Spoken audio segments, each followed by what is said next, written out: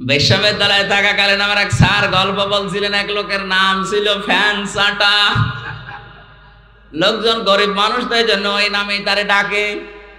ধনী হয়ে গেছে লোকটা, এখন টাকা পয়সার মালিক। চিন্তা করছে আমার এত কিছু হয়েছে, কিন্তু নামটা হবে না। এলাকার মেম্বার, চেয়ারম্যান মানুষদেরকে ডাক দিয়ে গরু জবাই করে খাওয়িয়েছে। বলছে আমার নামের পরিবর্তন করবো আজকে। পোস্টার তো ছাপিয়েছে, পোস্টার এবার উদ্বোধন করবে চেয়ারম্যানকে দিয়ে। চেয়ারম্যান মাইক হাতে নিয়ে বলছে, ভাইরা আমার, বোনেরা আমার, লোকটা এতদিন গরিব ছিল, এই জন্য নামে সমস্যা ছিল না। কারণ গরিব মানুষের নাম হলেও হয়, না হলেও অসুবিধা নেই। আজকের টাকা পয়সা, অর্থ সম্পদ, সম্মানিত মানুষ আল্লাহ তাকে বানিয়েছে, আজকে নামের পরিবর্তন করতে চাই। আপনাদের সবাইকে খাওয়াইয়েছে, আমিও খেলাম। আজকে থেকে ওর নাম আমি পাল্টিয়ে দিলাম। ওর নাম এখন থেকে ফ্যান চাটা নয়, নাম হবে মধু চাটা।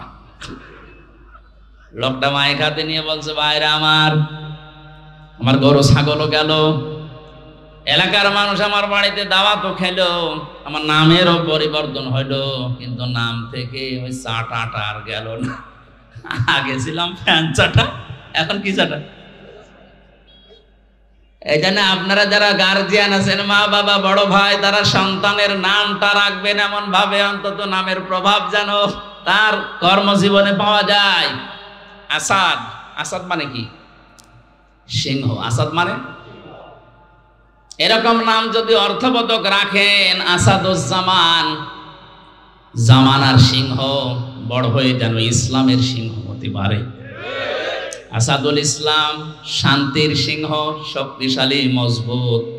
এরকম ইসলামের জন্য আমাদের সিংহ মার্কা পুরুষ দরকার আছে না নেই? নাম রেখে দিয়েছে বল্টু। এজন্য অর্থবোধক একটা নাম রাখা। 2 নম্বরে শুধু নাম রাখা না, তার পেছনে খরচ করা। একটা সন্তান প্রতিপালন করতে গিয়ে যদি কেউ খরচ করে, সে মেয়ের পেছনে কিয়ামতের দিন ওই টাকা পয়সার হিসাব আল্লাহ নেবেন না। আপনার মেয়ের জন্য যদি একটা জামা কিনে দেন, স্যান্ডেল কিনে দেন, খেলনা কিনে দেন, মেয়ের লেখাপড়ার পেছনে, তার দিন এলেম শেখার পেছনে যত খরচ হবে, ওই টাকাগুলোর হিসাব দেওয়া লাগবে না? অনেককে এখন খরচ করতে চায় না, জায়গা মতো অকাজে খরচ করে। 3 নম্বরে মেয়েটাকে শুধুমাত্র শিক্ষা দেওয়া, মানে টাকা পয়সা খরচ করে তার পেছনে বড় করা না, তার পেছনে দ্বীনের শিক্ষা দেওয়ার জন্য ব্যয় করার সামর্থ্য অনুযায়ী। বাংলাদেশ সহ আমাদের মুসলিম দেশগুলোতে এখন বিশেষ করে এই লাইনে যেগুলো আছে, এই লাইনের গুলো আমরা ইসলামী শিক্ষা পুরুষদের তুলনায় মেয়েদেরকে অনেক পিছিয়ে দিয়েছি। পুরুষের মাদ্রাসা বা ইসলামী লাইনের যে সমস্ত শিক্ষা প্রতিষ্ঠান অনেক বেশি হয়ে গেছে, মেয়েদের গুলো একেবারেই কম। অথচ একটা মানুষকে মানুষ বানাতে হলে সবচেয়ে বেশি ভূমিকা পালন করে তিনি মা। এখানে যারা এসেছেন আজকে থেকে সিদ্ধান্ত নেবেন, আপনার মেয়েকে আপনি ডাক্তার বানাবেন, ইঞ্জিনিয়ার বানাবেন, বিশ্ববিদ্যালয়ের শিক্ষক বানাবেন, কোনো অসুবিধা নেই। কিন্তু পাশাপাশি প্রথমেই তাকে আগে ইসলাম মানতে গিয়ে যা লাগে ওই শিক্ষাটা দিয়ে নেবেন। আর এই শিক্ষাটা যেখানে পাওয়া যায় এরকম জায়গায় আপনি যাবেন, এটা তো পাওয়া যাবে। কারিতাসের যে স্কুলগুলো আছে, এখানে আশা, ব্যারাকে, এক কথা বলেন না কেন? সন্তানকে প্রথমেই দেওয়া লাগবে ইসলাম মানতে গিয়ে যে নিয়ম নীতিগুলো আছে, এগুলো যেখানে শেখায় তার নাম মাদ্রাসা। বলেন, এরা যদি 1 থেকে অন্তত 5 পর্যন্ত এই নিয়ম নীতিটা জানতে পারে, ইসলামের মৌলিকটা, 6, 7 যেটা এখন দেখতে পাচ্ছে ওটা ওরা জানলেও বিশ্বাস করবে না। 7 বইতে ইসলাম শিক্ষা দিয়েছে, দুর্গাদের এভাবে সাজিয়ে পূজা করা হচ্ছে, এটা ইসলাম নয়। এরা 5 পর্যন্ত যদি ভেদটা শক্ত করতে পারে, 6, 7 যে দরকার হয় চ্যাপ্টার বাদ দেবে, তারপরও আল্লাহ বাদে দেবতাকে বিশ্বাস করবে না। মাথায় মগজ থাকলে আপনি বুঝেছেন। 4 নম্বরে একে এমন জায়গায় বিয়ে দেওয়া লাগবে পাত্র যেন সৎ হয়। আমরা অনেকে আছি এখন সন্তানকে বিয়ে দেওয়ার জন্য মা বাবার তুলনায় দেখা যাচ্ছে জিজ্ঞাসা করে ঘটক সাহেবকে যে আমার এই ছেলের এই যে জামাই বানাবো এর ওপরে কামাই আছে তো, একটা হারাম জায়গা দেখে যদি স্বতঃস্ফূর্ত ভাবে জেনে বুঝে কোনো সন্তানকে আপনি হাতে তুলে দিন, আল্লাহর কসম ওই মেয়েটা কোনোদিন শান্তিতে থাকবে না। গভীর রজনীতে আপনার জামাই আসবে ডাল খেয়ে, লাল পানি খেয়ে, ওই সংসারে শান্তি থাকবে? একটা ভ্যান চালকের সাথে বিয়ে দেন, তার চরিত্র যদি ভালো থাকে, 5 ওয়াক্ত নামাজ অন্তত পড়ে, কষ্ট হয় তার শরীরকে চালাতে, সংসার চালাতে, কিন্তু রাত 12টার সময় ও লাল পানি খেয়ে মদ খেয়ে ঘরে আসবে না। বহু ধনী ধনী মানুষের সাথে আমি মিশে দেখেছি, ওপরে ফিটফাট, ভেতরে সদরঘাট, শান্তি নেই। বাড়ি যায় রাত 1টার সময়, নিজের বউ বাদ দিয়ে অন্যের স্ত্রীর সাথে ফুর্তি করে বাড়ি গেছে, যে দেখে নিজের যুবতী মেয়ে পেট নিয়ে বসে আছে। ইগো কার? আল্লাহ দিয়েছে। এজন্য শিক্ষা ব্যবস্থায় আমাদেরকে এমন ভাবে তৈরি করে দেওয়ার দরকার, প্রাথমিকটা যেন বড় হয়ে অন্তত উল্টা পাল্টা লাইনে যেতে না পারে। আমার ম্যাডাম তো ইসলামী বিশ্ববিদ্যালয় থেকে অনার্স মাস্টার্স করা, অথচ ওর সাথে অন্যান্য সাবজেক্টের অনেকেই বিয়ের আগেই বাচ্চা জন্ম দিয়েছে। জোরে বলেন নাউজুবিল্লাহ। এ দোষ শুধুমাত্র ওদের না, সন্তানকে যদি এভাবে ছোটবেলা থেকে অন্তত ইসলামের মৌলিকটা শিখিয়ে দিতে পারতেন, বিশ্ববিদ্যালয় না অক্সফোর্ডে যাওয়ার পরে ওর শরীরকে হেফাজত করত। কিন্তু দিনটা এমন খারাপ আসতেছে সামনে, এমন পর্যায়ে আমরা পৌঁছিয়ে যাচ্ছি, এভাবে যদি ইসলামী শিক্ষা নিয়ে ষড়যন্ত্র হতেই থাকে, আর শিক্ষা ব্যবস্থা যদি এভাবে চলতে চলতে আমাদের আয়ত্তের বাইরে চলে যায়, কিছুদিন পরে আপনার যুবক ছেলে মদ খাইয়ে আপনার বাড়িতে আসবে, কিছু বলতে পারবেন না। আপনার বিশ্ববিদ্যালয়ের পড়ুয়া মেয়ে পেট নিয়ে আসবে, আপনি কিছু বলতে পারবেন না।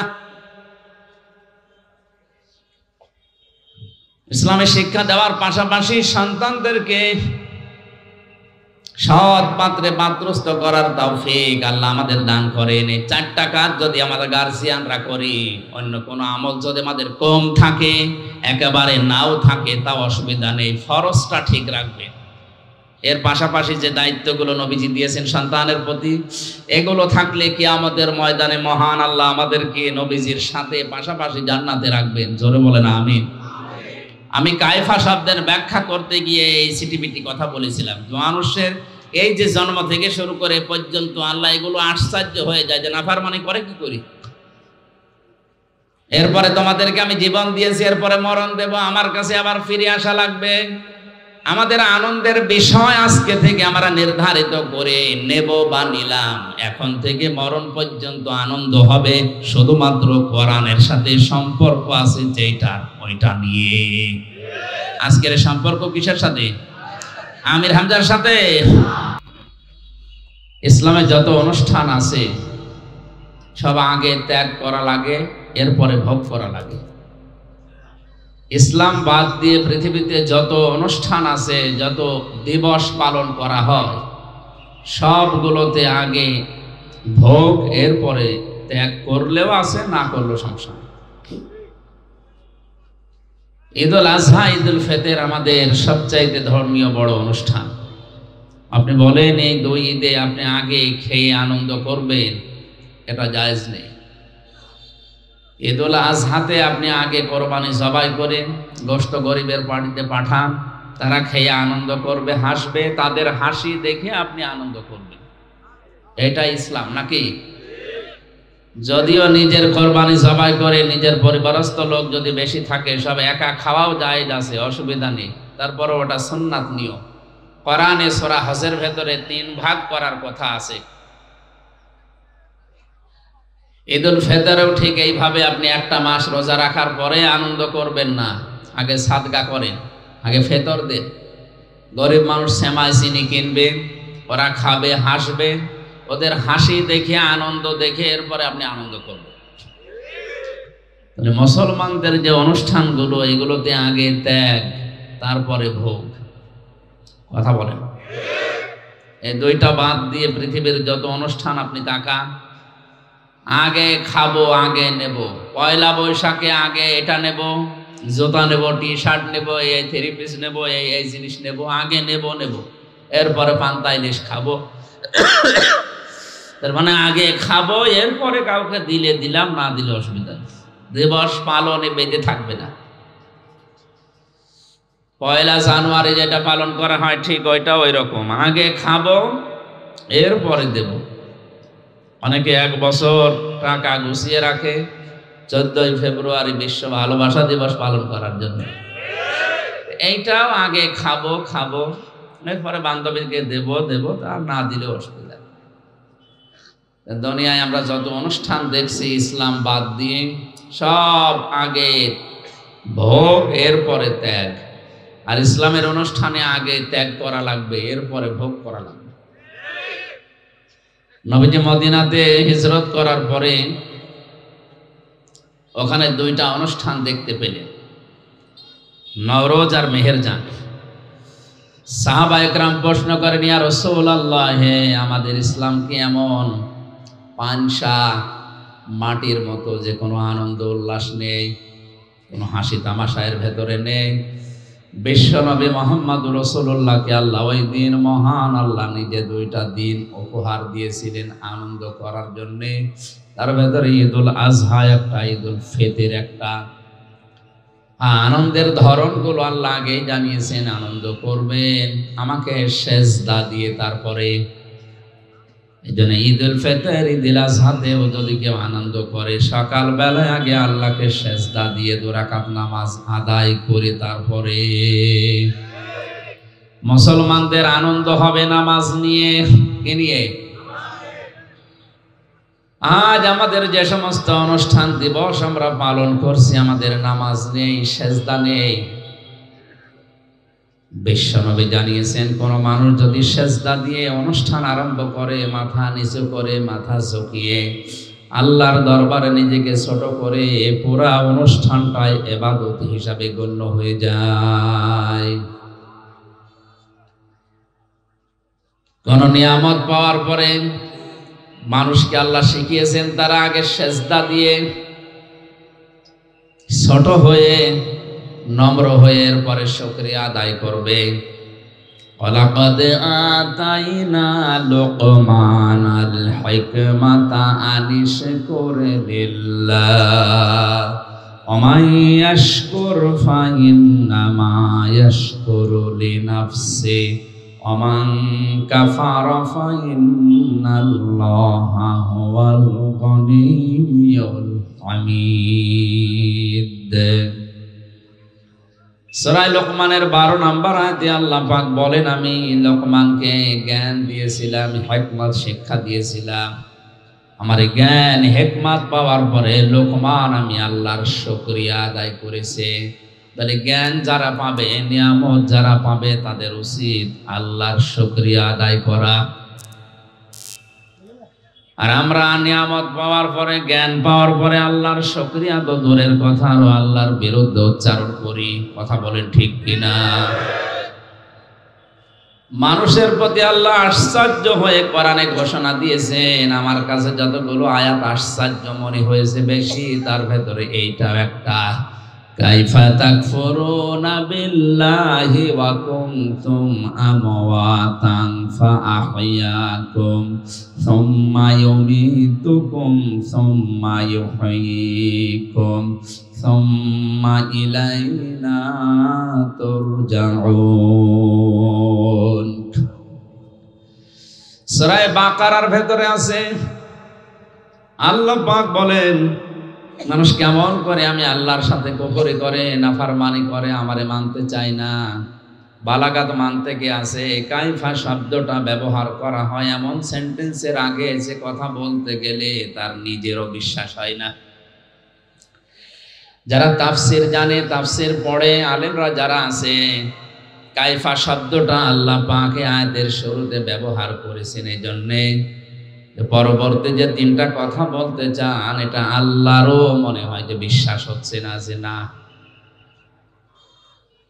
মানুষ আমার নাফরমানি করে কি করে, আমার সাথে কুফরি করে, আমার সাথে নাশকরিয়া করে, আমার মানতে চায় না, আমার বিধান কেমন করে মানুষ এটা করে। হাল আতা আলাল ইনসানি হিনুম মিনাদ দাহরি লাম ইয়াকুম শাইআম মাযকুরা। মানুষের জীবনে কি এমন কোন সময় যায়নি যখন উল্লেখ করার মতো কিছুই সে ছিল না? একটা উল্লেখিত জীবনের জিনিস থেকে তাকে আমি উল্লেখ করার মতো একটা জায়গায় পৌঁছালাম। ফালিয়ানজুরিল ইনসানু মিম্মা খলিকা মিম্মা ইন দাফিক ইয়াখরুজু মিন বাইনিস সুলবি ওয়াত তারাইব।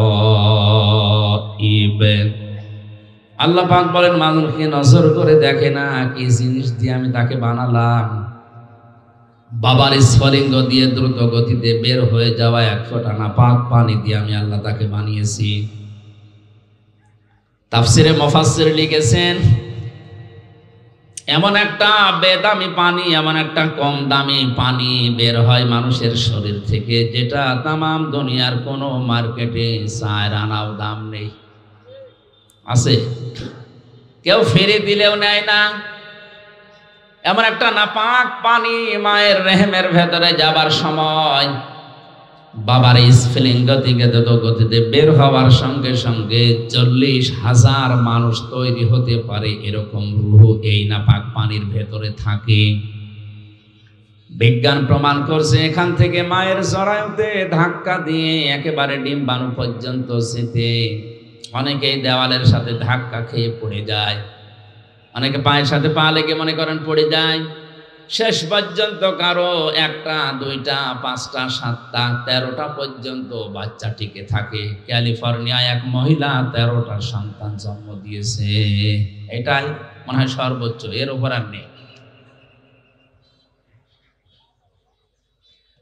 তা আমার জিহাদ ছিল, আমার পরিশ্রম ছিল, আমার প্রতিযোগিতা ছিল, সে একেবারে জন্মের শুরু থেকে আমি আরম্ভ করলাম ওই জায়গা থেকে। মহান আল্লাহ আমাকে 40 দিনের ভেতরে একটা জমাট রক্তে পরিণত করলেন এই বীর্যটাকে।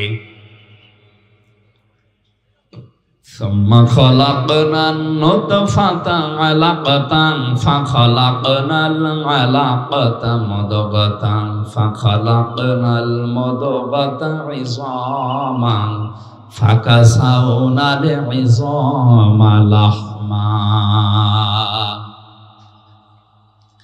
সুম্মা আনশা'নাহু খালকান আখারা ফাতাবারাকাল্লাহু আহসানুল খালিকিন। আমি হাদিসটা বারবার বলেছি আলোচনাতে, আজকেও বলছি, কোরআনের কোনো আয়াত বোঝার জন্য যদি কেউ মন মানসিকতা নিবিষ্ট করে, ও যদি নাও বোঝে, শুধু চেষ্টা চালায় যে কি বলতে চায় আল্লাহ, তাও 500 রাকাত নফল নামাজের সওয়াব হবে। এই জন্য আরো অ্যাক্টিভ হওয়া লাগবে। চারিদিকে সব বন্ধ করে দেন, এদিকে ওদিকে তাকানো পর্যন্ত বন্ধ। গল্প করা তো দূরের কথা, 1টা ঘন্টা এদিকে একটু খেয়াল করে সূরা বাকারার মাত্র 1টা আয়াত আমরা পড়েছি, আয়াতের তাফসীরুল কোরআন মাহফিলের হক আদায় করে চেষ্টা চালাবো। আল্লাহ যেন তৌফিক দেন, জোরে বলেন আমিন। 40 দিন 40 দিন 40 দিন এভাবে করে করে 6 মাস পর্যন্ত মানুষকে তৈরি আমার আল্লাহ করেন। এই জন্য 6 মাসের আগে কোনো বাচ্চা যদি দুনিয়ায় আসে, ওটা তার আপন বাবার না, ওটা অন্য বাবার। কথা বোঝেন আমার? 6 মাসের আগে কোনো সন্তান জন্ম নেবে না, 10 মাস 10 দিনের পরে আর যায় না। এই সময়ের ভেতরে তাকে দুনিয়ায় আসা লাগবে। কোরআনে কারীম জানিয়েছে, কোনো বাবা সন্তানের দুধের দায়িত্ব নেওয়া লাগবে বাবাকে। মা যদি দুধ সন্তানকে 2 বছর পান না করায়, মায়ের গোনা হবে না, কারণ এই দায়িত্বটা, এই খরচটা যে করা লাগবে, এই শ্রমটা বাবার। ইউতিম্মার রদা, এটা মুযাক্কার শব্দ। মা যদি দয়া করে পান করিয়ে দেয়, টাকা পয়সাও নেয় এর জন্যে, এটা সে দয়া করলো। কথা আমি বোঝাতে পেরেছি? সন্তান হবার পরে দুধ পান করার দায়িত্ব কার? বাবা। কার? আমাদের দেশের মায়েরা মনে করেন এগুলো দয়া করে পান করিয়ে দেয়, টাকা পয়সা নেয় না, এটা বাবার প্রতি একটা ইহসান। আল ওয়ালিদাতু ইউরদিউনা আওলাদাহুন্না হাওলাইনি কামিলাইনি লিমান আরাদা আইয়ুতিম্মার রাদা। সূরা বাকারা 2 নম্বর পারা 17 নম্বর পৃষ্ঠার প্রথম নম্বর লাইনে 232-33 নম্বর আয়াতে আছে। আল্লাহ পাক বলেন, আমি আদেশ করেছি এই পৃথিবীর যারা দায়িত্বে আছে, বিশেষ করে বাবা, তারা যেন তাদের সন্তানদেরকে 2 মাস পর্যন্ত দুধ পান করায়। তার মাকে দিয়ে হোক, ধাত্রী মাকে দিয়ে হোক, যাকে দিয়ে করাক। মায়েরা যারা এসেছেন, আমি সহ যত মানুষ এখানে আমাদের স্ত্রীরা আছে, সন্তানদেরকে 2 বছর পর্যন্ত দুধ পান করিয়ে দিচ্ছে, এটা আমাদের প্রতি একটা ইহসান। যদি আমরা এখানে কেউ স্ত্রীকে 2 বছর দুধ পান করানোর জন্য 50,000 টাকা দেইনি, দিয়েছেন? একটা শিশু জন্মের পর থেকে প্রতিদিন 8-9 বার করে দুধ পান করে মায়ের। বিজ্ঞান প্রমাণ করছে প্রতিবার যদি 1 পোয়া করে হয়, তাহলে 8 থেকে 9 বারে প্রায় 2 কেজি করে একদিন 2 পাক পান মানুষ করে। এইটার ভেতরে আল্লাহ সব দিয়েছেন। এর ভেতরে পানি আছে, মিষ্টি আছে, এর ভেতরে ভিটামিন আছে, যা লাগে একটা মানুষের জীবন চালাতে সব এই দুধের ভেতরে। এজন্য বাইরের কোনো খাবার একাধারে 6 মাস যদি কোনো মানুষ নাও খায়, কোনো অসুবিধা নেই। এমনও আছে দুনিয়ায় একটা মাত্র খাবার আছে যার নাম দুধ। এটা খেলে ভাতে খাবারের চাহিদাও পূরণ হয়, পানির চাহিদাও পূরণ হয়। এই জন্য সন্তান যদি জন্মের পরে মায়ের স্তনের দুধ বেশি করে পান করতে পারে, তাহলে সে সুস্থ থাকে, হৃষ্টপুষ্ট হয়, এমনকি তার রোগ শোক কম হয়। এমন এখন আমাদের রোগ সারে না, শরীরই চলে না, কারণ মায়েরা এখন অধিকাংশ সন্তানদেরকে আর দুধ দিতে চায় না, ফিডার খাওয়ায়। আর ডানো আনো, আমাদেরকে পাগল পেয়েছে, আমাদের বলে ডানো, আর আমরা নিয়ে আসি। ডানোর ভেতরে যে সমস্ত জিনিসগুলো দিয়েছে তার অন্যতম এটা পশুর একটা কিছু মিশিয়ে দেয়। পশুর যে দুধ আছে, পশুর ওই দুধগুলো ডানোর ভেতরে মিশ্রিত আছে। আমার কথা নয়, পত্রিকা থেকে বলছি। এই কারণে আমরা অধিকাংশ মানুষ দেখি ডানো খেয়ে খেয়ে যারা বড় হয়, চরিত্রগুলো পরবর্তীতে পশুর মতো হয়ে যায়। এটা বন্ধ করা দরকার। মায়েরা আপনারা একটা অনুগ্রহ স্বামীদের উপরে করছেন, এটা করেন। সন্তানকে দুধ পান করানো, এটা যদিও বাবার খরচে, আপনারও দায়িত্ব আছে। কারণ বাবাকে আল্লাহ এই মেশিন দেয়নি, এই মেশিন দিয়েছে কাকে? মাকে। আমি একটা কথা বোঝানোর জন্য আজটা পড়েছিলাম। 2 বছরে কত মাস হয়? 24। বলেন বলেন। এবার সূরা আহকাফ 15 নম্বর আয়াতে আছে, ওয়াল ওয়ালিদাতু ওয়াসাইনাল ইনসানা বিওয়ালিদাইহি ইহসানা হামালাতুহু উম্মুহু কুরহা ওয়া ওয়াদাআতুহু কুরহা ওয়া হামলুহু ওয়া ফিসালুহু 30 শাহরা। আমি দুনিয়ার যত মানুষ আছে এখানে, শুধু মুসলমান না, পৃথিবীর 750 কোটি এখন মানুষ, সবাইকে আল্লাহ নির্দেশ দিচ্ছে, তোমরা তোমাদের মা বাবার সাথে ভালো আচরণ করো। এটা ফরজ, নামাজ এবং রোজার মতো। মা বাবার সাথে ভালো আচরণ করা নফল না ফরজ? কেমন ফরজ? নামাজ পড়লা যেমন ফরজ, মায়ের সাথে বাবার সাথে হাসি মুখে কথা বলা ফরজ। কথা বলেন। কোরআনে কারিমে আল্লাহ পাক জানিয়েছেন, ইম্মা ইয়াবলুগান্না ইনদাকাল কিবারা আহাদুহুমা আও কিলাহুমা ফালা তাকুল লাহুমা উফ ওয়ালা তানহারহুমা ওয়া কুল লাহুমা কাওলান কারীমা। তোমাদের মা বাবা একজন অথবা দুইজন যদি বার্ধক্য অবস্থায় পৌঁছে যায়, মাথায় ঝাঁকি দিয়ে বেয়াদবিমূলক কোনো কথা তাদের সামনে বলবা না। তুমি যদি আল্লাহ এবং কিয়ামতে বিশ্বাস করে থাকো, যদি নামাজ পড়ো আল্লাহর জন্য, মায়ের সাথে বাবার সাথে ভালো আচরণ করা লাগবে ওই আল্লাহর জন্য। নামাজ পড়ে রোজা রাখে কিন্তু মা বাবার সাথে আচরণ খারাপ, এ লোকটা জান্নাতে যেতে পারবে না। আরাফ নামক একটা দেওয়াল আছে, ওই দেওয়ালের উপরে বসে থাকবে। নবীজি হাদিসটা যখন বলছিলেন কিয়ামতে আরাফ নামক একটা প্রাচীর থাকবে, ওর উপরে কিছু মানুষকে আল্লাহ দাঁড় করাবে, ওরা জান্নাতেও যাবে না জাহান্নামেও পড়বে না। সাহাবীরা বলেন, হুজুর এরা জাহান্নামেও যাচ্ছে না জান্নাতেও যাচ্ছে না, কাজ কি? আল্লাহর নবী বলেন, এরা নামাজ রোজা হজ যাকাত সব করেছে, এমনকি ইসলাম প্রতিষ্ঠার জন্য আন্দোলনও করেছে। এই জন্য আল্লাহ তাদেরকে জাহান্নামে দিচ্ছে না, জান্নাতে দেয় না একটাই মাত্র কারণ, এরা মা বাবার সাথে আচরণ ভালো করতো না।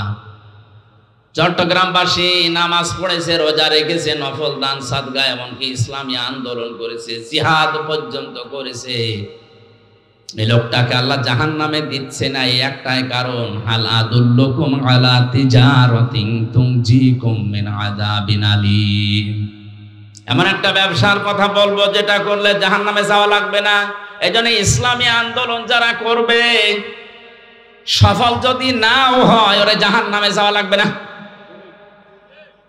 দলিল সূরা সফের এই 10, 11, 12 নম্বর আয়াত, তুমিনুনা বিল্লাহি ওয়া রাসূলিহি ওয়া তুজাহিদুনা ফি সাবিলিল্লাহ বিআমওয়ালিকুম ওয়া আনফুসিকুম যালিকুম খায়রুল লাকুম ইন কুনতুম তা'লামুন। আল্লাহ রাব্বুল আলামিন বলেন, যারা আল্লাহ রাসূলকে বিশ্বাস করার পরে দাবি অনুযায়ী ভালো ভালো কাজের আঞ্জাম দেবে। এখানে ভালো কাজ বলতে যালিকুম খায়রুল লাকুম এর ব্যাখ্যায় আছে, এর আগের শব্দটা সবচাইতে ভালো কাজ, সেটা হচ্ছে তুজাহিদুনা ফি সাবিলিল্লাহি বিআমওয়ালিকুম ওয়া আনফুসিকুম। জান আর মাল দিয়ে আল্লাহর দ্বীনকে জমিনা প্রতিষ্ঠা করার জন্য যারা আন্দোলন করবে, চেষ্টা চালাবে, এইটাই আল্লাহর কাছে সবচাইতে ভালো কাজ। এদেরকে আল্লাহ জাহান্নামে দেবে না। আমি আবার ফতোয়া দিলাম, ইসলামী আন্দোলন দুনিয়াতে যারা করবে, ইসলাম প্রতিষ্ঠার জন্য যারা কাজ করবে, এদের অন্য পাপের জন্য যদি আল্লাহ শাস্তিও দিতে চান, জাহান্নামে দেবেন না, ওই প্রাচীরে রাখবেন, আরাফ নামক ওই প্রাচীরে দাঁড় করিয়ে রাখবেন। এদের জাহান্নাম এদের জন্য হারাম, জাহান্নামে দেবে না। আমি আবার রিপিট করছি, ইসলাম প্রতিষ্ঠার জন্য পৃথিবীতে যারা আন্দোলন করবে, সংগ্রাম করবে, জান আর মাল দিয়ে, এদেরকে আল্লাহ দেবে না কোন জায়গায়? আরো জোরে বলেন। সুতরাং আর যাই করি, এই পথ ইসলামী আন্দোলনের যেটা, এটা ছাড়া যাবে না। কারা রাজি আছেন দেখি? লিল্লাহি তাকবীর।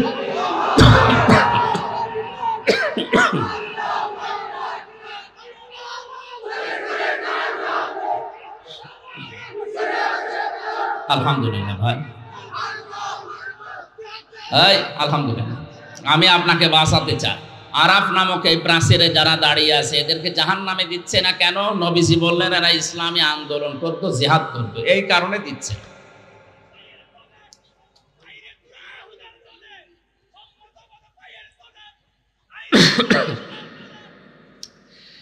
দ্বিতীয় নম্বরে এদেরকে জান্নাতে দিচ্ছে না আল্লাহ কেন? আল্লাহর নবী বলেন, এদের সবগুলোই তো তোমরা শুনলে ভালো ছিল, কিন্তু মা বাবার সাথে এদের আচরণ ভালো ছিল না। চট্টগ্রামবাসী, এই কথাটা কত কঠিন। জাহান্নামে দিচ্ছে না ইসলামী আন্দোলন করার কারণে, আর জান্নাতে দিচ্ছে না মা বাবার সাথে আচরণ খারাপ করার কারণে। হাদিসের শেষে কিন্তু আর নবী বলেননি এদেরকে আল্লাহ জাহান্নামে দেবে না, জান্নাতে দেওয়ার বলেননি, ওই পর্যন্ত শেষ। এবার বলেন তো এইরকম আচরণ করে যদি কপাল নিয়ে কেউ যায় আর যদি আরাব নামক ওই প্রাচীরে আবাদান আবাদান থাকা লাগে, ওর চাইতে ও জান্নাতেও যেতে পারছে না, জাহান্নামেও যাবে না, কপাল পোড়া আর কেউ আছে? এই দুইটা জায়গা খুব সেনসিটিভ, খুব খেয়াল রাখা লাগবে। দুইটা জায়গায় জায়েজ কোনো কাজে যেন মা বাবা নারাজ হয়ে না যায়। মায়ের কথা মতো বউ তালাক দেওয়া জায়েজ আছে না নেই? এই আন্দাজে ফতোয়া দে, জায়েজ নেই। বাবার কথা মতো জায়েজ আছে। হ্যাঁ, বাসখালীবাসী মায়ের কথা মতো বউ তালাক দেওয়া জায়েজ নেই, যদিও তাদের সম্পর্কটা খারাপ। নবীজি কেন এটা বলেছেন? কারণ আল্লাহর নবীকে আল্লাহ জানিয়েছেন দুনিয়াতে যত ফেরেশতা মার্কা মানুষ হোক, বউ শাশুড়ির সম্পর্ক একেবারে মা মেয়ের মতো 100 ভাগ হয় না। শাশুড়ি সবসময় চিন্তা করে লোকের মেয়ে, বউমাও চিন্তা করে আপন মা না। এক গাছের ছাল অন্য গাছে জোড়া দিলে যেমন লাগতে চায় না, 100 ভাগ ওরকম মেলে না। এই জন্য অধিকাংশ পরিবারে সন্তান বিয়ে করার পর থেকেই বইয়ের গোতাগতিতে আলাদা হয়ে যায়। আমার আল্লাহর দিকে আমি তাকিয়ে বলছি, আমার মনে হয় যে সমস্ত বর কারণে মাগুলো বাবাগুলো আলাদা করে দিচ্ছি, এই বোর কাছে যদি তার আপন মার বাবা 2 দিন 5 দিন না 10 বছরও থাকে, কোনোদিন স্বামীকে বলবে না যে আলাদা করে দাও, বলবে? আল্লাহ আমাদের মনের খবর আগে থেকে জানে, আমাদের আচরণ এই জন্যই জানিয়েছেন নবীজির মাধ্যমে যে মায়ের কথা মতো অন্তত বউকে তালাক দিতে পারবা না। হ্যাঁ, বাবার কথা মতো পারবা। যদি বাবা দেখে যে বউমার চরিত্র উলট পালট, ইসলামের নিয়ম কানুন মেনে চলে না, ক্ষতি হয়ে যাচ্ছে ইসলামের, তখন যদি সন্তানকে বলে যে বাদ দেওয়া লাগবে, বাবার কথা মতো আল্লাহর বিধানের দিকে তাকিয়ে হলেও বাদ দেওয়া যায় যাচ্ছে। তাহলে এখান থেকে মাসলা বের হলো দুইটা, মায়ের কথা মতো যত খারাপই হোক বউ তালাক দেওয়া, বাবার কথা মতো জায়েজ আছে। হযরত ওমরের সন্তানকে হযরত ওমরের কথা মতো আব্দুল্লাহ তালাক দিয়েছিল। হযরতে ইব্রাহিম আলাইহিস সালামের ইঙ্গিতে ইসমাঈল নবী আলাইহিস সালাম তার স্ত্রীকে তালাক দিয়েছিল। কথা বলেন না কেন? আমি কথা বলছিলাম মা বাবার সাথে আচরণ খারাপ করা ভালো করার বিষয়ে বলতে বলতে আল্লাহ শেষ পর্যন্ত এমনও জানালেন, কথা যদি বলতে চাও উঁচু গলায় মাথা উঁচু করে কর্কশ ভাষায় তো বলবাই না, কথা বলতে চাইলে মাথা নিচু করে প্রেসিডেন্টের সামনে প্রধানমন্ত্রীর সামনে দাঁড়িয়ে যেভাবে নরম সুরে বলো, ঠিক ওই কায়দায় বলো। আল্লাহ তা কায়দা শিখিয়েছেন। দেখেন তো পরের আয়াতে, أخفض لهما جناح الذل من الرحمة وقل رب ارحمهما كما ربياني صغيرا। জবান খুলে এই ময়দানে আল্লাহর শেখানো দোয়াটা একবার পড়েন, রব্বির হামহুমা কামা।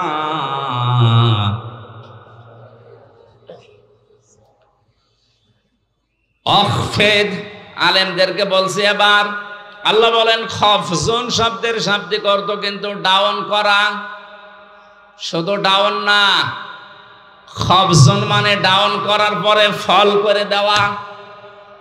আল্লাহ বলেন ডাউন করবা, এরপরে ফল করবা। কি? জানা হাজুল্লি, বিনয়ের ডানা।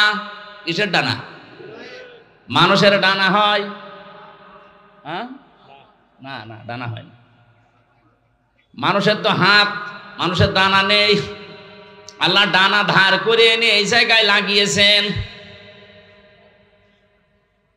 বালাগাত মান থেকে একটা চ্যাপ্টার আছে, আল্লাহ কেন ডানা ধার করে নিয়ে এসে আমাদেরকে দিলেন। আমাদের তো বাহু আছে, বাহু বল, আমাদের হাত আছে। ইয়াদুন শব্দটার মানে হাত, আল্লাহ ইয়াদুন মনে হয় জানে না। আল্লাহ জানা হন দিয়েছেন। ডানা শব্দ এই জন্য দিলেন কারণ ডানার ভেতরে পর থাকে, এটা মোলায়েম, সফট, নরম, কোমল। এটা আরামদায়ক, আর হাতের ভেতরে আছে হাড়। এটা এত শক্ত, যদি মোট করে কেউ পিঠের ওপরে লাগায়, বলবে কি লাগালাম, ওই 65 না 100।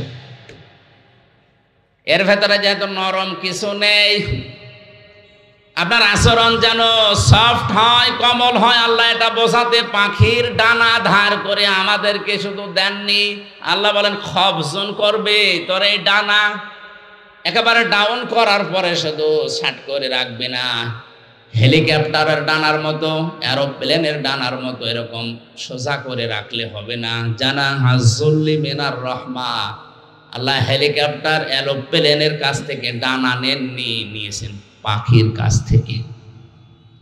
ওদের কাছ থেকে নিলে আল্লাহ সমস্যা কি ছিল? সমস্যা ছিল এরোপ্লেনের ডানা ডাউন হয়, ফল হয় না, ফল হলে উড়বে না। আর পাখির ডানা ডাউন করার পরে ফল করলে উড়ে যেতে পারে। আর এর ডানার ভেতরে এমন নরম নরম পর আছে, পাখা আছে, এত সফট এটা, কমল এটা, এত আরামদায়ক। সিল যখন সোমারে মা পাখিটা আস্তে করে নিজের ডানাটা বিছিয়ে দিয়ে ফল করে দেয়, বাচ্চারা ওর নিচে একটা কিচির মিচির আওয়াজ করে, এটা অনির্বচন সুখ অনুভব করে। আল্লাহ দুনিয়ার মানুষকে উদাহরণটা দিয়ে বোঝাতে চেয়েছেন, পৃথিবীর মানুষেরা, তোমার মা বাবা শেষ বয়সে এসে যখন তোমার আন্ডারে আসবে, তোমার এই ডানার নিচে থাকার পরে যেন মনে করে যে আমার হামজা থাকতে আমার আর অসুবিধা নেই। এই কথা বলেন না কেন? এরকম মনে করতে পারছে? বলেন বলেন না, এরকম মনে করতে পারছে না। সেই পরিবেশ নেই। আজ কাদের কারণে? আমি যতগুলো কারণ পেয়েছি তার অন্যতম কারণ হচ্ছে অধিকাংশ বাড়িতে তার বউ না, এই এলাকায় এখন এরকম নেই। আরে বউকে বারবার কান পড়া দেয় এর বর মা আর ওর বড় বোন, আর ওর আশপাশের ভাবি যারা আছে তারা বলে আর কতদিন থাকবা, আলাদা হও, আরামে খেতে পারবা। এরকম কার কার বউকে দেয় একটু হাত তোলেন তো। এই হাদিস মনে হয় এই এলাকায় বলা ঠিক হইল না, এটা আমাদের কুষ্টিয়ায় আছে।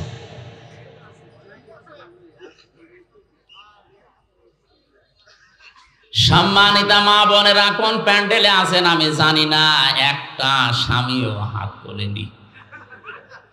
আপনাদের চরিত্র কত ভালো, এরা হাত না তোলার পেছনে কারণ আছে দুইটা। এক নম্বরে যদি কেউ হাত তোলে ক্যামেরা হচ্ছে, ও বাড়ি গিয়ে ইউটিউবে দেখবে আমার লোক হাত তুলেছে, আপনার হাতই বন্ধ করে দেবে। দ্বিতীয় নাম্বারটা আমি বললাম না। দেখেন, জানা হাজুল মিনার রহমা দেওয়ার পরে আল্লাহ রাব্বুল আলামিন এই দোয়াটা মানুষকে শিখিয়েছেন যে এই দোয়া করো, রব্বিরহামহুমা কামা রব্বায়ানি সগীরা।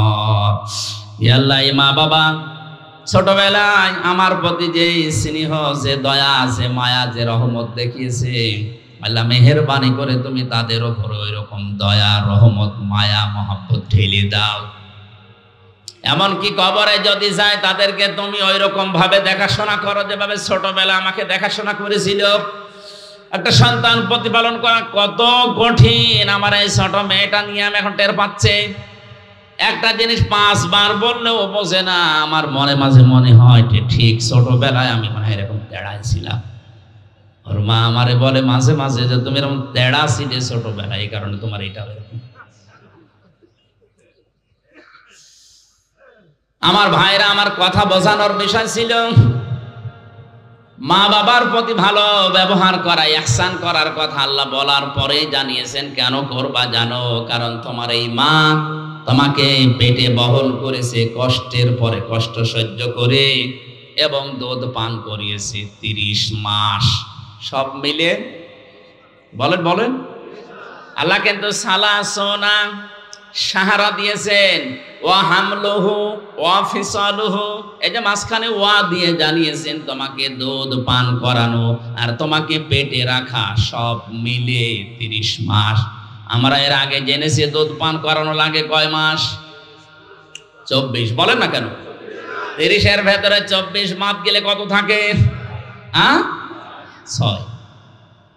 এখান থেকে গবেষণা করে বের করা হয়েছে সূরা কলমের 13 নম্বর আয়াত থেকে 17 নম্বর আয়াত পর্যন্ত ব্যাখ্যা আছে যে দুনিয়াতে মানুষ আসতে সর্বনিম্ন সময় লাগবে 6 মাস। এর আগে যদি কেউ আসে ওটা বৈধ না, ওটা জারজ। আর জারজ সন্তানদের যে কর্মসূচিগুলো আছে তার অন্যতম একটা 9টা আছে। তার প্রথম নাম্বারে ওরা কোরআন বিরোধী হবে। আজ দুনিয়াতে তাকান, ইসলাম বিরোধী কোরআন বিরোধী যারা, কোরআন যারা পড়িয়াছে ফ্রান্সে, তামাম দুনিয়ার জরিপ 228টা রাষ্ট্রের জরিপ বের হয় জানুয়ারি মাসে। আপনি জরিপ পড়ে দেখবেন তামাম দুনিয়ায় সবচাইতে বেশি জারজ সন্তান তৈরি হয় ফ্রান্সে। ওরা কোরআনকে গালি দেয়, রসুলকে গালি দেয়, কোরআন পুড়িয়ে ফেলে, পা দিয়ে লাথি মারে, এমনি না, কারণ ওগুলোর জন্মে ভেজাল আছে। কারণ জারজ সন্তানদের প্রথম কর্মসূচি ওরা কোরআন বিরোধী, ওরা রাসূল বিরোধী। এটা প্রমাণ করেছেন নবীজি নিজের জীবনে একজনের মাধ্যমে। ওয়ালিদ ইবনে মুগিরা নামে এই লোকটা রসুলের দাওয়াতে, রসুলের কোরআন তেলাওয়াতে, কোরআন যেখানে বোঝাতো এই লোকটা যে বাধা দিত, আল্লাহর নবী একবার রাগ করে শেষ পর্যন্ত বলেই ফেলেছিলেন যে তুমি জারজ সন্তান। মানুষকে জন্ম নিয়ে কথা বললে এমনিতে রাগ হয়ে যায়। বাড়িতে গিয়ে ডাক দিয়ে বলে, মা মোহাম্মদ আমার এই গালি দিয়েছে, সত্যি করে বলো আমার বাবাকে। মা বলছে তোর বাবা, তোর বাবা। না, ও বাবা আমি মানি না, আমার আসল বাবাকে। জোড়াজুড়ি করার শেষ পর্যায়ে মা ডাক দিয়ে বলে, বাবা এ কথা তোরে কে বারবার জিজ্ঞাসা করতে বলে? বলে মোহাম্মদ আমারে গালি দিয়েছেন, আমি কি জারজ সন্তান? মা মাথা নিচু করে বলে, বাবা ওই ছেলে যা বলে ঠিকই হয়, তুই কেন তার পেছনে লাগলি? কোরআনে কারিম মানুষকে শোনাচ্ছিল, দাওয়াত দিচ্ছিল কোরআন দিয়ে, আমি বাধা দিয়েছিলাম, আমার এই কথা বলে গালি দিয়েছে। মা বলছে, বাবা তোর জন্ম হয়েছে বাড়ির রাখাল দিয়ে। এখান থেকে 13টা আয়াতে আমি পড়েছি ব্যাখ্যায়, বিশ্ব নবী জানিয়েছেন দুনিয়ায় জারজদের কর্মসূচি 9টা, তার প্রথম নাম্বারে তারা কোরআন বিরোধী। এটা রেকর্ড হয়ে কালকে তামাম দুনিয়ায় ছড়াবে। সারা দুনিয়ার মানুষকে বলছি কোরআন বিরোধী যারা, আপনি দেখলেই বুঝবেন ওটা জন্ম ঠিক নেই। এবার আয়াত পড়ছি, উতুল্লিম বা'দা যালিকা জানিম। বদমেজাজি জারজ সন্তান ওই মানুষগুলো। আমার ভাইরা, আমি কথা বলছিলাম 6 মাস পরে আমার আল্লাহ তখন রূহ দেয় মানুষের ভেতরে। রূহ মানে আল্লাহর একটা হুকুম। ইয়াসআলুনাকা আনির রূহ কুলির রূহু মিন আমরি রাব্বি। হে নবী, ওরা যদি জিজ্ঞাসা করে রূহটা আবার কি, 6 মাস পরে যেটা মানুষকে দেওয়া হয়, আপনি বলবেন এটা আল্লাহর হুকুম। এটা কি? এই হুকুমটা আপনার ভেতরে আছে, এজন্য নড়াচড়া করেন। হুকুমটা বের হয়ে গেলে আপনার নামের আগে একটা টাইটেল যোগ হবে, মরহুম হামজা। কথা বলেন। তাহলে যেটা আছে এটা আমার ভেতরে কার হুকুম? এই হুকুম কার? বিজ্ঞান প্রমাণ করে সারা শরীরের ভেতরে অনেক কিছু পর্যন্ত তারা ধরতে পেরেছে, কিন্তু এর রূহটা কি কোথায় থাকে আজ পর্যন্ত বের করতে পারেনি। কারণ এই হুকুমটা কার? আল্লাহ পাক বলেন, আমি যখন হুকুম করব বের হয়ে আয়, তামাম দুনিয়া মিলেও আটকে রাখতে পারবে না। আর আমি এটা করার জন্য 14 জন ফেরেশতা নিয়োগ করব, তাও না। ইন্নামা আমরুহু ইযা আরাদা শাইআন আইয়াকুলা লাহু কুন ফায়াকুন। আমি যখন কোনো কাজের ইচ্ছা করি, এরাদা করি, তখন বলি কোন হক, সঙ্গে সঙ্গে কাজটা হয়ে যায়। মানুষের ভেতরে আল্লাহ রূহ দেওয়ার পরে খাবারের উদ্রেক তখন দেখা দেয়। খাবারের প্রয়োজনে দুনিয়ার কোনো মানুষ সেখানে কিছুই পাঠাতে পারে না। আল্লাহ নিজের পক্ষ থেকে মায়ের মাসিক অংশ বন্ধ করে দিয়ে খাবারের ব্যবস্থা করেন। এমন একটা খাবারের ব্যবস্থা 6 মাস আগে গরম করে আল্লাহ রেখে দেন। দুনিয়ার বিজ্ঞান প্রমাণ করেছে এর ভেতরে আল্লাহ সব কিছু লুকিয়ে রেখেছেন। এজন্য পৃথিবীর কোন মানুষ যদি কিচ্ছু না খায়, জন্ম থেকে মৃত্যু পর্যন্ত শুধু দুধ খায়, তাও সে বেঁচে থাকতে পারবে।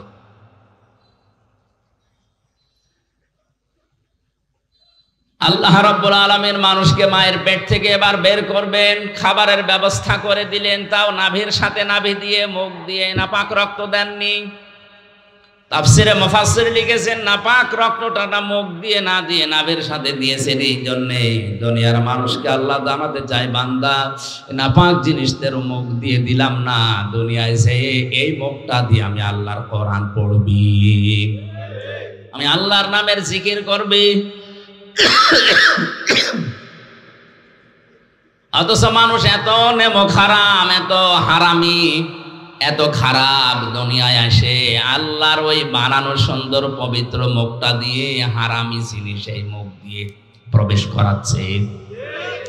যত রকমের হারাম জিনিসে মুখ দিয়ে প্রবেশ করায়। আল্লাহ এই জন্য কাইফা শব্দটা দিয়েছেন। আমি এই শব্দের ব্যাখ্যা করতে গিয়ে একটু চলে গিয়েছিলাম।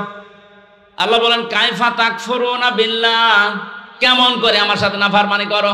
আমার তো বিশ্বাস হতে চাই না, কারণ যে পর্যায়ে ছিলে এখান থেকে এ পর্যন্ত আনতে কেউ ভূমিকা পালন করেনি। হ্যাঁ, তোমার মা বাবার দায়িত্ব ছিল শুধু বিছানায় থাকা, বাকি যা করার করেছে কি? এতটুকু আল্লাহ শেষ করেননি। আল্লাহ রাব্বুল আলামিন বলেন মানুষদেরকে আমি মায়ের পেট থেকে এবার আস্তে করে বের করে আনার জন্য ফেরেশতাদেরকে যারা নিয়োজিত আছে সিদ্ধান্ত দেই যে যাও, ওয়াল্লাযী আল্লাহু আখরাজাকুম মিন বুতুনি উম্মাহাতিকুম লা তা'লামুনা শাইআ।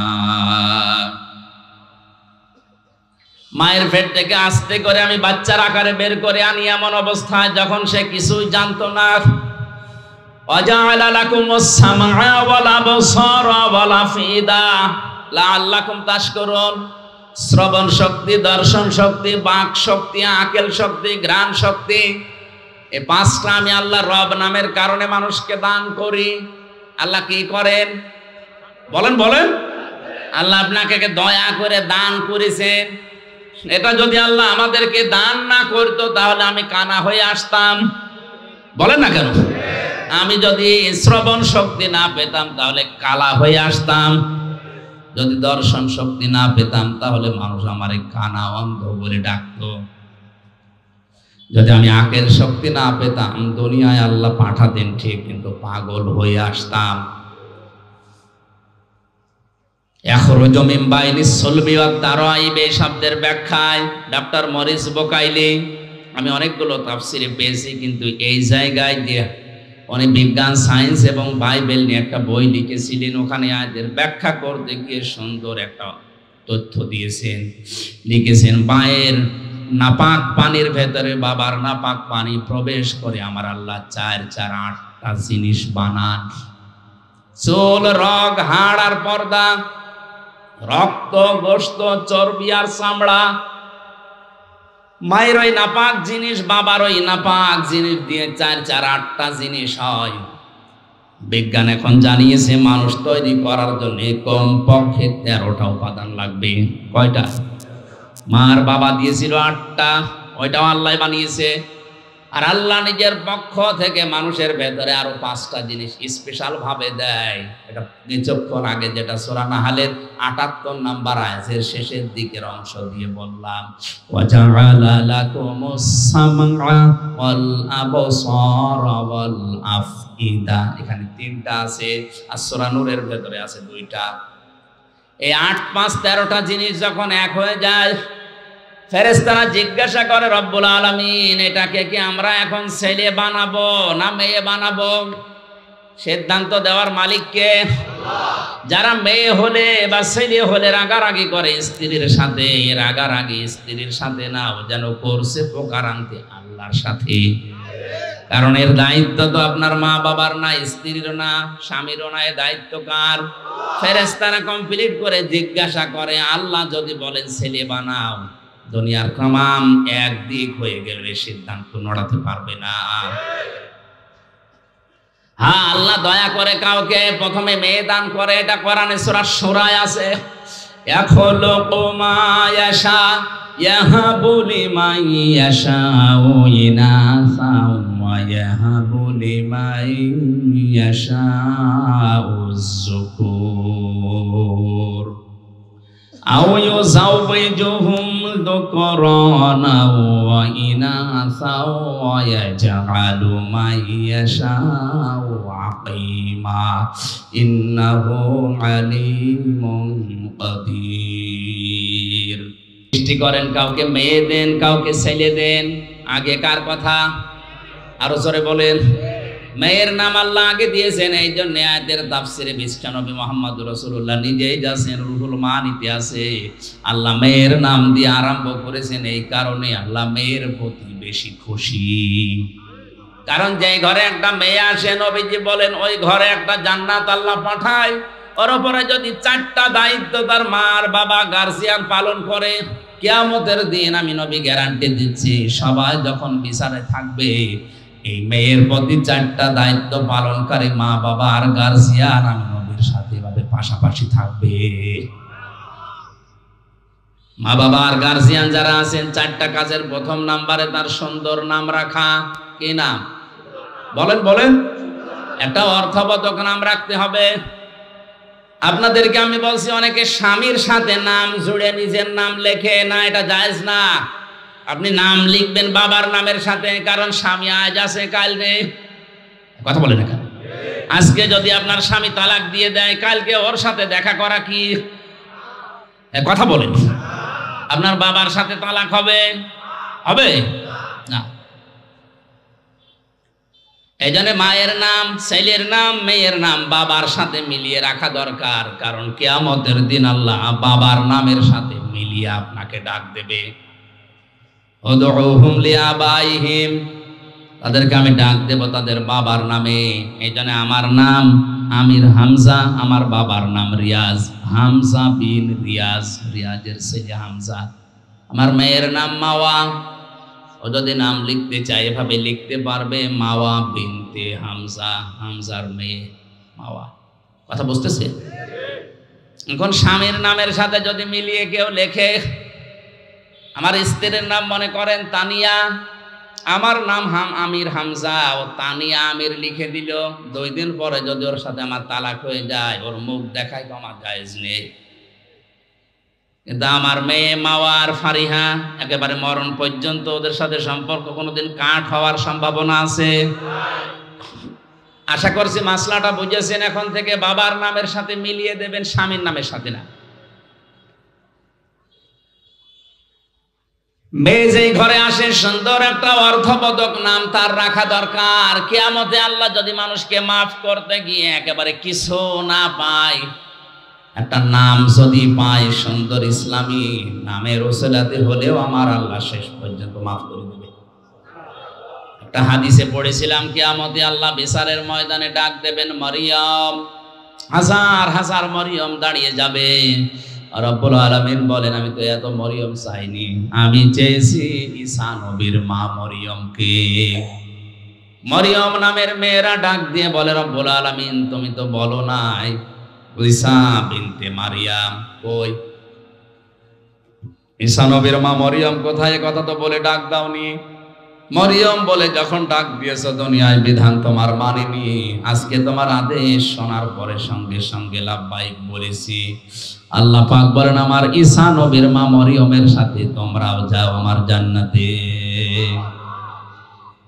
এমন নাম যদি রাখেন যে নাম শুনলে কুকুরেও হাসে। একজনের নাম শুনেছিলাম কুকু, কি নাম? কুকু। খালেদা জিয়ার দ্বিতীয় ছেলের নাম কি? কো কো। কয়কার কয়কার বাদ দিয়ে যদি শুধুমাত্র হর্ষকার দিয়ে দেন, এই কো কো, ওর দাদি যদি ডাক দেয় যার দাঁত নেই, কি বলে ডাকবে? কুকুর। বলবে কুকুর পানি নিয়ে আয়। বিশ্ববিদ্যালয়ে থাকাকালীন আমার এক স্যার গল্প বলছিলেন, এক লোকের নাম ছিল ফ্যান চাটা। লোকজন গরিব মানুষ, তাই জন্য ওই নামেই তারে ডাকে। ধনী হয়ে গেছে লোকটা, এখন টাকা পয়সার মালিক। চিন্তা করছে আমার এত কিছু হয়েছে, কিন্তু নামটা হবে না। এলাকার মেম্বার চেয়ারম্যান মানুষদেরকে ডাক দিয়ে গরু জবাই করে খাওয়িয়েছে, বলছে আমার নামের পরিবর্তন করব আজকে। পোস্টার তো ছাপিয়েছে, পোস্টার এবার উদ্বোধন করবে চেয়ারম্যানকে দিয়ে। চেয়ারম্যান মাইক হাতে নিয়ে বলছে ভাইরা আমার, বোনেরা আমার, লোকটা এতদিন গরিব ছিল, এই জন্য নামে সমস্যা ছিল না, কারণ গরিব মানুষের নাম হলেও হয়, না হলেও অসুবিধা নেই। আজকের টাকা পয়সা অর্থ সম্পদ সম্মানিত মানুষ আল্লাহ তাকে বানিয়েছে, আজকে নামের পরিবর্তন করতে চাই।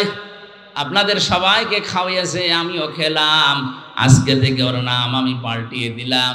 ওর নাম এখন থেকে ফ্যানসাটা নয়, নাম হবে মধুসাটা। লোকটা মাইক হাতে নিয়ে বলছে ভাইরা আমার, আমার গরু ছাগলও গেল, এলাকার মানুষ আমার বাড়িতে দাওয়াতও খেলো, আমার নামেরও পরিবর্তন হইলো, কিন্তু নাম থেকে ওই চাটাটা আর গেল না। আগে ছিলাম ফ্যান চাটা, এখন কি চাটা। এই জন্য আপনারা যারা গার্জিয়ান আছেন, মা বাবা বড় ভাই, তারা সন্তানের নামটা রাখবেন এমন ভাবে, অন্তত নামের প্রভাব যেন তার কর্মজীবনে পাওয়া যায়। আসাদ, আসাদ মানে কি? সিংহ। আসাদ মানে এরকম নাম যদি অর্থবোধক রাখেন, আসাদুজ্জামান, জামানার সিংহ, বড় হয়ে যেন ইসলামের সিংহ হতে পারে। আসাদুল ইসলাম, শান্তির সিংহ, শক্তিশালী মজবুত। এরকম ইসলামের জন্য আমাদের সিংহ মার্কা পুরুষ দরকার আছে না নেই? নাম রেখে দিয়েছে বল্টু। এজন্য অর্থবোধক একটা নাম রাখা। 2 নম্বরে শুধু নাম রাখা না, তার পেছনে খরচ করা।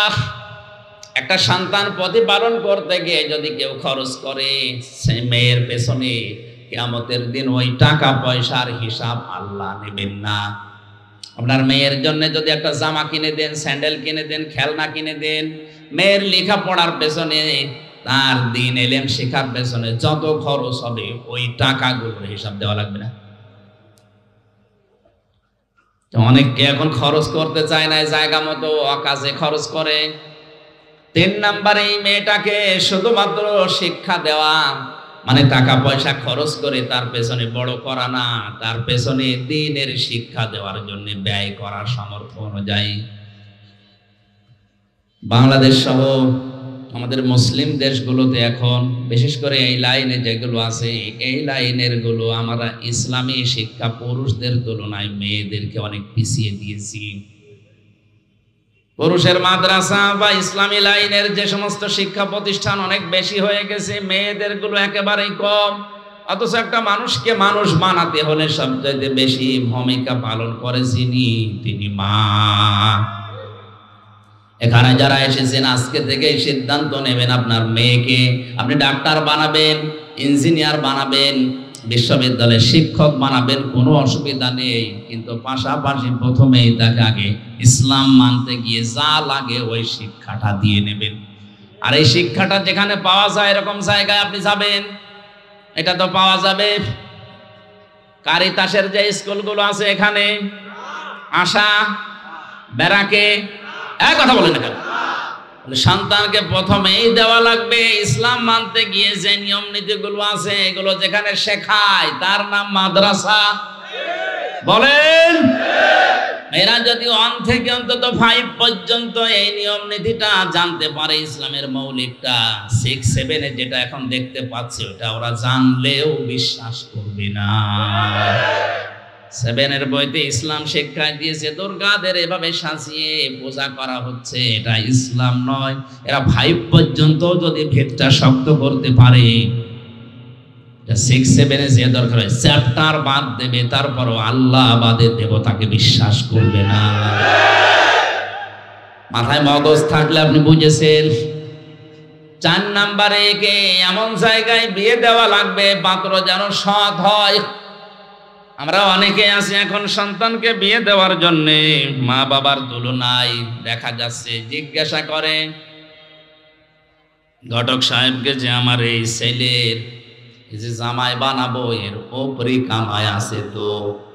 একটা হারাম জায়গা দেখে যদি স্বতঃস্ফূর্ত ভাবে জেনে বুঝে কোনো সন্তানকে আপনি হাতে তুলে দিন, আল্লাহর কসম ওই মেয়েটা কোনোদিন শান্তিতে থাকবে না। গভীর রজনীতে আপনার জামাই আসবে ডাল খেয়ে, লাল পানি খেয়ে, ওই সংসারে শান্তি থাকবে?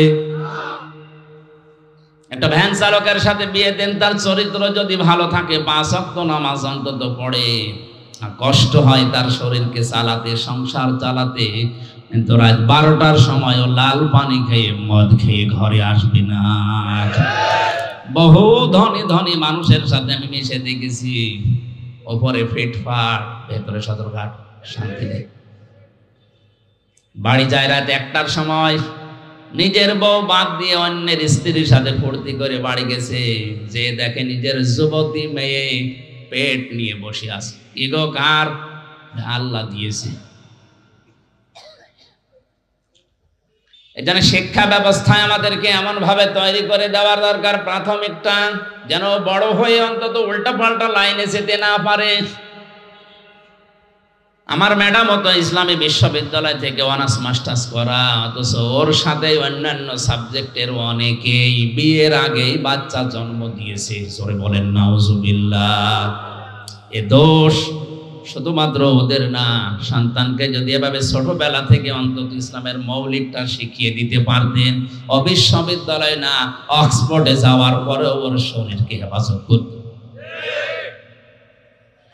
কিন্তু দিনটা এমন খারাপ আসতেছে সামনে, এমন পর্যায়ে আমরা পৌঁছিয়ে যাচ্ছি, এভাবে যদি ইসলামী শিক্ষা নিয়ে ষড়যন্ত্র হতেই থাকে, আর শিক্ষা ব্যবস্থা যদি এভাবে চলতে চলতে আমাদের আয়ত্তের বাইরে চলে যায়, কিছুদিন পরে আপনার যুবক ছেলে মদ খাইয়ে আপনার বাড়িতে আসবে, কিছু বলতে পারবেন না। আপনার বিশ্ববিদ্যালয়ের পড়ুয়া মেয়ে পেট নিয়ে আসবে, আপনি কিছু বলতে পারবেন না। ইসলামী শিক্ষা দেওয়ার পাশাপাশি সন্তানদেরকে সৎ পাত্রে পাত্রস্থ করার তৌফিক আল্লাহ আমাদের দান করেন। এই 4টা কাজ যদি আমাদের গার্জিয়ানরা করি, অন্য কোনো আমল যদি আমাদের কম থাকে, একেবারে নাও থাকে, তাও অসুবিধা নেই, ফরজটা ঠিক রাখবে। এর পাশাপাশি যে দায়িত্বগুলো নবীজি দিয়েছেন সন্তানের প্রতি, এগুলো থাকলে কিয়ামতের ময়দানে মহান আল্লাহ আমাদেরকে নবীজির সাথে পাশাপাশি জান্নাতে রাখবেন। জোরে বলেন আমিন। আমি কায়ফা শব্দের ব্যাখ্যা করতে গিয়ে এই সিটিপিটি কথা বলেছিলাম, মানুষের এই যে জন্ম থেকে শুরু করে পর্যন্ত আল্লাহ এগুলো আশ্চর্য হয়ে যায় যে নাফরমানি করে কি করি। এরপরে তোমাদেরকে আমি জীবন দিয়েছি, এরপরে মরণ দেব, আমার কাছে আবার ফিরে আসা লাগবে। আমাদের আনন্দের বিষয় আজকে থেকে আমরা নির্ধারিত করে নেব বা নিলাম, এখন থেকে মরণ পর্যন্ত আনন্দ হবে শুধুমাত্র কোরআনের সাথে সম্পর্ক আছে যেটা, ওইটা নিয়ে। আজকের সম্পর্ক কিসের সাথে? আমির হামজার সাথে। আল্লাহ আমাদেরকে কোরআন নিয়ে আনন্দ করার তৌফিক দিন। আমি মনে হয় বেশি বলে ফেললাম, আজকে মাগরিবের সময় হয়ে যাচ্ছে, বারবার ওই কমিটি আরেক জায়গায় অনুষ্ঠান আছে তো কল দিচ্ছে। খ্যাতনামা ইসলামিক স্কলারদের বক্তব্য শুনতে আমাদের সঙ্গেই থাকুন। নিয়মিত আপডেট পেতে সাবস্ক্রাইব করে বেল বাটনে প্রেস করুন। Roshni 24. Enjoy the Holy Quran.